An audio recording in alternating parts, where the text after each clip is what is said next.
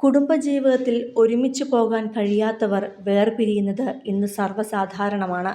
എന്നാൽ അങ്ങനെ വേർപിരിഞ്ഞു കഴിഞ്ഞ ശേഷം തനിച്ച് ജീവിക്കേണ്ടി വരുന്ന സ്ത്രീകൾ അനുഭവിക്കുന്ന യാതനകളും പ്രശ്നങ്ങളും ചെറുതായിരിക്കില്ല. ബന്ധുക്കളിൽ നിന്നും നാട്ടുകാരിൽ നിന്നും പലപ്പോഴും അർത്ഥം വച്ചുള്ള നോട്ടത്തിനും വാക്കുകൾക്കും ചിലപ്പോഴൊക്കെ അവരുടെ മാനസിക ദൗർബല്യങ്ങൾക്കും ഇരയാകേണ്ടി വരും. അത്തരത്തിൽ അയൽവാസിയുടെ നിരന്തരമായ ശല്യത്തെ തുടർന്ന് ജീവൻ തന്നെ നഷ്ടപ്പെടുത്തേണ്ടി വരികയായിരുന്നു സൗമ്യ എന്ന 45-കാരി വീട്ടമ്മയ്ക്ക്. 2 മക്കളുടെ അമ്മയായ സൗമ്യ ഭർത്താവിൽ നിന്നും വിവാഹമോചനം നേടിയ ശേഷം മക്കൾക്കൊപ്പമായിരുന്നു താമസിച്ചിരുന്നത്. എന്നാൽ അയൽവാസിയായ തോമസ് എന്ന ഓട്ടോ ഡ്രൈവറിൽ നിന്നും നിരന്തരം ശല്യം നേരിടേണ്ടി വരികയായിരുന്നു അവർക്ക്.